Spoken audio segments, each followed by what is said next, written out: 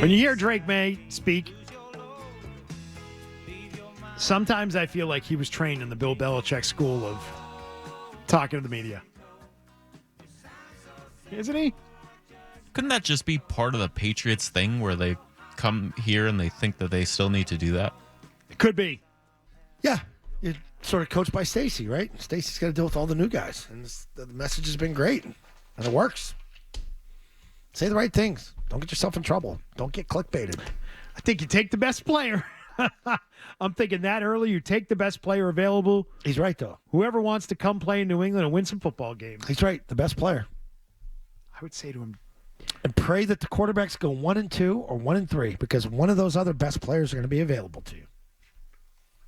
I don't think Will Campbell's the best player on anyone's Not board. Will Campbell. I'm talking about Travis Hunter or Abdul Carter. all right, they're both gone. Who's the next best player? Then I'm picking up the phone. Coward. If I can get him one. Take I a get player. Take a Well, player. they're not doing that. They're not. They shouldn't do that. They have their pick of That's the a next reach, crop then. of players. What is? It'll be a reach then. Maybe What's a reach? You didn't even give us a name. Someone's got to go. You didn't even give us a name. Who's a reach? So, Will Campbell's reach. Oh, okay, so just go say Will Campbell then. I don't think he's a reach. He's going to go in the top 10, isn't he? Yes. So how much of a reach is it? Is he a prototypical number 4 overall left tackle? No, but this isn't a prototypical He's no draft. Joel. Joel's number 3. All right, let me give you another scenario. And I was talking to Zoe off the air earlier about this.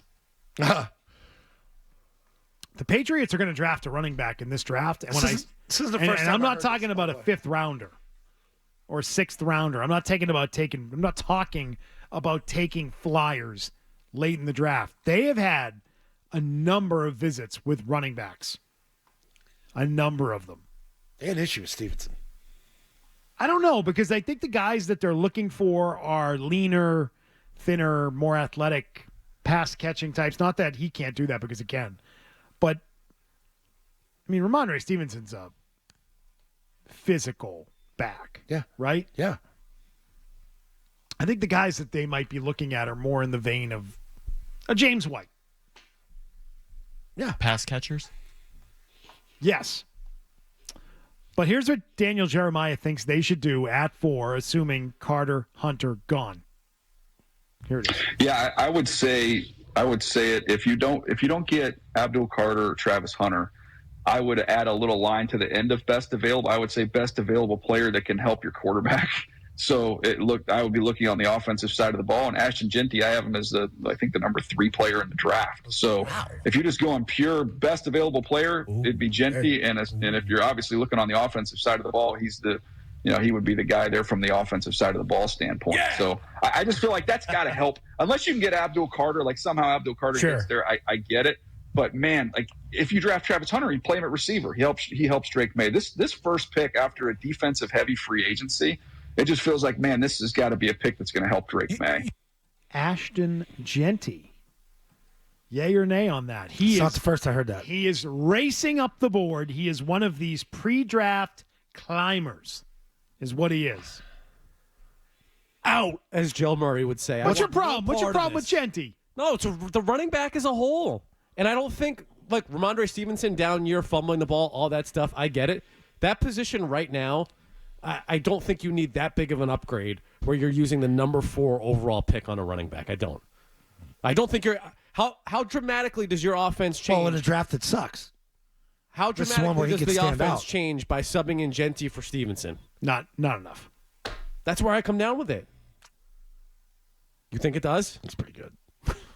I mean, but 4th overall pick? no, I wouldn't pick it 4th overall. I'm not with you guys on that one, but it's not the first time I heard that. And didn't Elliott leave this a little open-ended on the some of the discussion that he supposedly had with Mike Reese and him over the weekend on that? I don't know. What way? That draft thing that they had at the stadium. What? I don't know. I don't know what you're referring to. I don't know. Somebody, I thought one of the callers said something that was there. Said that, yeah, we really like him too. He's one of those home run type hitter backs. He's different. I'll just say he reminds me a lot of Derrick Henry, and you know who took Derrick Henry? Yeah.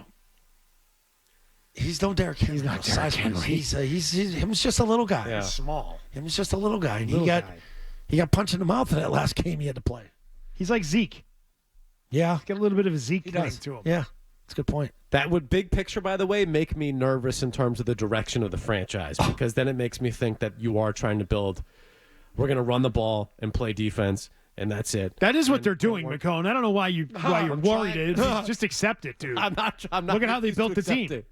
it. Why do you think they have met? R.J. Harvey met with the Patriots at the draft, had 22 touchdowns last year. Jaquavius Marks, USC, Pro Day. Patriots met with him there. Yeah. They met with Oregon's Jordan James. They met with Shunderick Powell from Central Arkansas at their Pro Day. And they also met with Dylan Sampson at Tennessee's Pro Day. They're out there scouting the running backs at these Pro Days.